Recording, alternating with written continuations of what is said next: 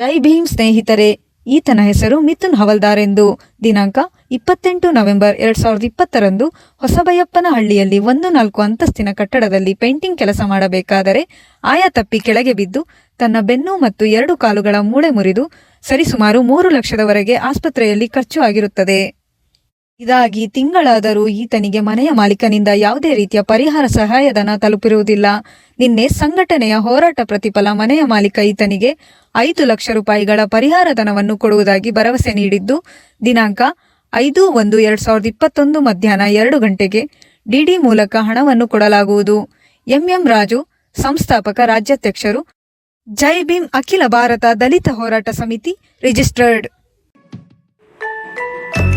ನಗರ ಹಾಗೂ ಗ್ರಾಮಾಂತರ ಮಹಿಳೆಯರಿಗೆ ಸುವರ್ಣ ಅವಕಾಶ. ಹೆಲ್ತ್ ಕೇರ್ ಹೋಮ್ ಅಥವಾ ಹೋಮ್ ನರ್ಸಿಂಗ್ ಹೋಮ್ ಕೆಲಸ ಮಾಡಲು ಇಚ್ಛಿಸುವ ಮಹಿಳೆಯರಿಗೆ ಉಚಿತ ಊಟ ವಸತಿಯೊಂದಿಗೆ ಮಹಿಳಾ ಅಭ್ಯರ್ಥಿಗಳನ್ನು ಸಂಸ್ಥೆಗೆ ನೇರ ನೇಮಕಾತಿ ಮಾಡಿಕೊಳ್ಳಲಾಗುವುದು. ನಗರ ಹಾಗೂ ಗ್ರಾಮಾಂತರ ಮಹಿಳೆಯರಿಗೆ ಕೆಲಸ ಖಾಲಿ ಇದ್ದು ಸಂಸ್ಥೆಗೆ ನೇರ ನೇಮಕಾತಿ.